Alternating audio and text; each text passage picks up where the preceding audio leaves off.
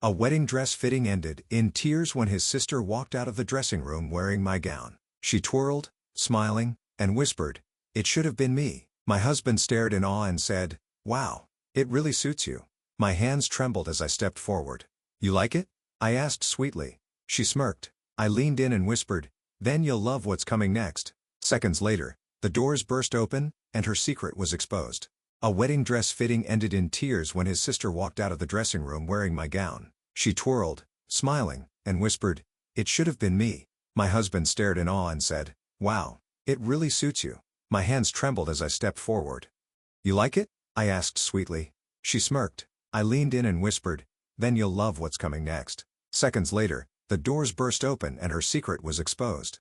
I'm not the kind of person who starts fights. I don't look for drama. I don't enjoy chaos, and I've always been the kind of person who avoids conflict when I can. But sometimes, life throws something so outrageous at you that there's no choice but to fight back. This is the story of how my fiancé's sister tried to steal my wedding dress, how my fiancé helped her do it, and how, in one explosive moment, I realized my entire relationship was a lie. And then, the doors burst open. But let's start from the beginning. I got engaged to my fiancé, Daniel, after 5 years together. He wasn't the most romantic guy, but he was steady, responsible, and I truly thought he loved me. I had spent so long waiting for him to propose that when it finally happened, I didn't question it. I just said yes. Wedding planning was stressful, but the one thing I had been looking forward to the most was the dress. I wasn't the kind of person who had dreamed about my wedding since I was a kid, but when I finally found the dress, I understood why people got emotional over this stuff. It was perfect. A lace mermaid gown, delicate and elegant, hugging my body in all the right places. I cried when I put it on.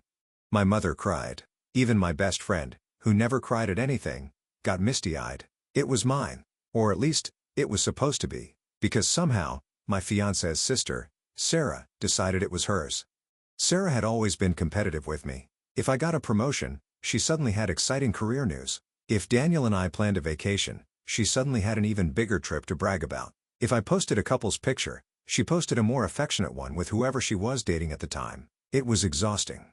She didn't like me, but she also didn't want to be left out. At first, I thought it was just insecurity, but over time, I started to see it for what it was. She wanted to be me, so when I didn't involve her in wedding planning, she was pissed.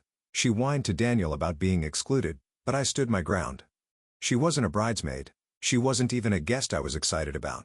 I knew she'd make it about her somehow, and I didn't want to deal with it. That turned out to be the right decision, but I had no idea just how far she would go. I was at the bridal boutique with my mom, my maid of honor, and a couple of close friends. The appointment was private, just how I wanted it. Then Daniel showed up with Sarah. I hadn't invited him. He had never expressed interest in anything wedding-related before, so I was confused as to why he suddenly wanted to be there. And Sarah? She walked in like she owned the place. I felt my stomach tighten, but I forced a smile. "Oh, hey, didn't know you were coming." Daniel smiled back, all innocent. Sarah just wanted to see the dress. I didn't like it, but I wasn't going to start an argument in the middle of my fitting. I figured she'd take a quick look and leave. I was so wrong. The assistant brought out my dress. My heart sped up just looking at it. But before I could even touch it, Sarah grabbed it. Not in an admiring, "Wow, let me look at it" kind of way. She grabbed it and walked straight into a dressing room. I froze. My mom's mouth dropped open. My best friend made a strangled noise in her throat. "What the hell?" I blurted. Daniel just shrugged. Shrugged. "She just wants to see how it looks," he said like it was no big deal. "She's not the bride," I snapped. I could feel my pulse in my ears. "That's my dress." Before I could march in there and rip it off her, the curtain swung open, and Sarah stepped out, wearing my wedding dress. She twirled, running her hands over the fabric, smiling like she had won something. Then she looked at Daniel. "And Daniel," he whispered, "wow, it really suits you." I swear, for a second, the whole world went silent. I couldn't move, couldn't breathe. Sarah was watching me. Her lips curled in a smirk, eyes filled with triumph. Then she spoke, her voice soft but filled with so much venom it made my skin crawl. "It should have been me." I felt my whole body go cold. Sarah thought she had won. She thought she had taken something from me. I smiled. A slow, sweet, deadly smile. I took a step forward. "You like it?" I asked. Sarah's smirk widened. "I do." I leaned in so close I could smell her perfume. "Then you're going to love what's coming next." And right on cue, the boutique doors burst open. A woman I had never seen before stormed inside. Tall, elegant, holding a baby. She wasn't looking at me. She was looking straight at Daniel. "You've got to be kidding me," she snapped. Daniel's whole body stiffened. Sarah went rigid. The woman stormed up to Daniel, eyes blazing. "You're standing here, playing dress-up with her, while you're ignoring my calls about your daughter?" The room exploded. My mom gasped. My friend stared. The boutique assistant looked like she wanted to disappear. I felt the floor shift beneath me. "What?" I said, my voice oddly calm. The woman finally turned to look at me. "You didn't know, did you?" she said, laughing bitterly. "Of course not. He's been dodging me for weeks." She adjusted the baby in her arms. "This is your fiancé's child. She's 2 months old." I swear I stopped breathing. My ears started ringing. Daniel, my fiancé, had a child? A whole baby? And Sarah knew. That's why she had been smirking. That's why she had been acting so smug. Because she thought, somehow, she won. The room felt like it had been struck by lightning. No one spoke. No one moved. Daniel's face had drained of all color. Sarah, who had been full of smug confidence just seconds ago, looked like she had been slapped. The woman, still holding his child, stared him down, eyes burning. "You thought you could just disappear," she hissed. "You don't answer my calls. You ignore the court summons, and now you're here helping your sister play bride in someone else's wedding dress?" I felt like I was floating outside of my own body. I turned to Daniel. My voice came out eerily calm. "You have a child?" He swallowed, eyes darting to Sarah, as if she could save him. Sarah, who was still in my dress, stiffened. Then, in a voice that was both defensive and desperate, she blurted out, "She's lying." Natalie, because I would later learn that was her name, let out a bitter laugh. She shifted the baby in her arms. The tiny thing let out a soft coo. "Right," Natalie said, pulling out her phone. "Let's see what lies I've been texting you about for months." She tapped her screen a few times, then turned it around. Message after message. "Natalie, Daniel, you need to talk to me. Natalie, we need to set up child support before the court orders it. Natalie, she's sick and I can't get a hold of you. You need to be a father. Natalie, I swear to God, if you don't at least tell your fiancé before she marries you, I will." My stomach turned. Sarah lunged at the phone, trying to knock it out of her hands. "That doesn't prove anything," she snapped. "Anyone can fake messages. Are you serious right now?" Natalie hissed, stepping back. "You knew." That was when I noticed something. The way Sarah was standing, slightly in front of Daniel, body turned toward him. The way he wasn't protesting or arguing. A horrible thought crawled into my mind. "How long have you known?" I asked Sarah, my voice barely above a whisper. Sarah didn't answer. That told me everything. She had known the whole time. And not only had she kept it from me, she had encouraged him to hide it.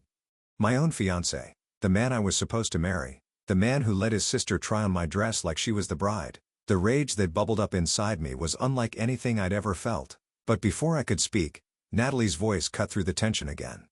"You really think I came here just to warn her?" she asked, tilting her head. Her lips curled into a smile. "I came here to make sure she saw this." She pulled out another piece of paper, and this one was from the court. I barely had time to process what was happening before Natalie tossed the paper onto a nearby table. I stepped forward, hands shaking as I picked it up. It was a paternity order, a legal document stating that Daniel had already been proven to be the father of Natalie's baby, that he had been ordered to start paying child support, that if he refused, his wages would be garnished, and his assets could be seized. I looked up at him, feeling like I was staring at a stranger. "You knew," I whispered. "You knew. And you let me plan a wedding with you anyway." Daniel finally spoke. "I was going to tell you when," I snapped. "Before or after we walked down the aisle." Sarah, who still hadn't taken off my dress, crossed her arms. "Oh, stop being dramatic," she scoffed. "People make mistakes." I stared at her in disbelief. She sounded angry. Not at Daniel. Not at the fact that he had cheated and had a child with another woman. She was angry at me. Like I was the problem. Natalie let out a sharp breath, shaking her head. "You know what? I don't even care about your wedding drama." She turned back to Daniel, her expression ice cold. "I came here for one reason. To let you know that since you ignored the first order," she leaned in, "the court just approved my request for full custody." Daniel flinched. Sarah gasped. And suddenly, she lost it. "What the?" she shrieked, stepping toward Natalie. "You can't do that. He has rights. You're not taking his child away from him." Natalie raised an eyebrow. "Oh, now you care?" Sarah's hands were shaking. Her whole body was shaking. I watched as something cracked in her expression. She turned to Daniel, eyes wide and desperate. "You're not going to let her take your baby, right?" she whispered. And that was when it all clicked. Sarah wasn't just being competitive. She wasn't just trying to steal attention.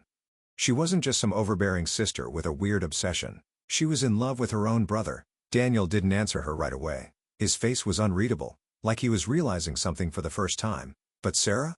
Sarah snapped. She turned back to me. Her expression twisted with anger. "This is all your fault," she spat. "If you weren't here, none of this would be happening." I almost laughed. "You're blaming me for your brother's cheating?" She didn't hear me. She was spiraling. "You ruined everything. You came into our family and suddenly he stopped caring about what really mattered. You took him away from me." The boutique was dead silent. My mother was frozen. My friends looked like they were watching a horror movie in real life. "And Daniel?" Daniel took a slow step away from Sarah. Finally, something seemed to register. I looked between the two of them, my stomach churning. "I never took him from you," I said slowly. "He's not yours to take." Sarah's breath hitched. Her hands clenched into fists at her sides. Then, in a voice so full of venom it could kill, she whispered, "He should have been." I stared at her. Daniel stared at her. Even Natalie stared at her. And then, before anyone could react, Sarah grabbed the front of the wedding dress and ripped it straight down the middle. The sound of tearing fabric was louder than it should have been. My dress, was ripped straight down the middle, delicate lace splitting like it had never meant anything. Sarah stood there, chest rising and falling, hands still clenched around the shredded fabric. Her expression was wild. No one spoke. No one moved. Then, all at once, "Are you insane?" My mom shouted, her voice shaking with rage. My maid of honor gasped. My friends whispered frantically. The boutique assistant looked like she might faint, but I barely heard them because all I could focus on was Sarah. Her hands trembled against the ruined dress. Her face was twisted, not just in anger, but in something deeper, something broken. Daniel was pale. He took another slow step away from her, his eyes locked on the shredded fabric like it had finally hit him just how far this had gone. And then, Sarah turned to me. "This was supposed to be mine," she whispered. Something in her voice made the hairs on my arms rise. "Not just the dress," she went on. "Not just the wedding. Everything." I stared. "What are you talking about?" Her lips trembled. Her face twisted. Then, like something inside her snapped, she whirled on Daniel. "You loved me first." My stomach dropped. The entire room went dead silent. Sarah's breathing was ragged, her eyes flickering between me and Daniel. "I was always there," she continued, voice unsteady. "I was the one who understood you. I was the one who supported you, stood by you, knew everything about you. And then she showed up, and suddenly, I didn't matter anymore." Daniel's face was completely blank. Then, very quietly, "Sarah." She flinched. "I'm your brother." A sharp inhale. Tears welled in Sarah's eyes, but she shook her head violently, like she could erase the truth. "It doesn't have to be like that," she whispered. It wasn't always like that. We were so close before she ruined everything." She turned to me again, eyes filled with pure burning hatred. "I hate you," she spat. I should have felt afraid. I should have been angry. But all I felt was pity because this wasn't just jealousy. This wasn't just competition. Sarah had genuinely convinced herself that her own brother was supposed to love her the way a husband loves a wife. She was delusional. And Daniel, who had ignored, encouraged, or excused her behavior for years, was just now realizing what that meant. Natalie's voice broke the silence. "I knew something was weird about you," she muttered, shaking her head at Sarah. "But damn." Sarah turned on her so fast I thought she might hit her. "You," she spat. "You're the reason everything is ruined.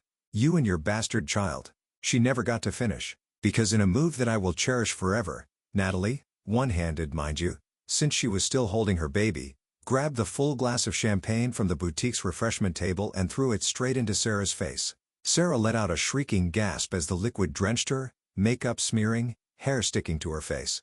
She staggered back, hands flailing. Natalie smirked. "Oops," Sarah screamed. A full-on tantrum scream. And that was when Daniel finally snapped. "Enough." Sarah froze. His voice was louder than I had ever heard it. But more than that, it sounded disgusted. "Not at me. Not at Natalie. At her. Do you even hear yourself?" he demanded, stepping closer to Sarah. "You ruined her dress. You're insulting a baby. You're acting like some obsessed." He stopped himself. Ran a hand through his hair. "Jesus, Sarah. You need help." Sarah recoiled. "No," she whispered, eyes darting back and forth.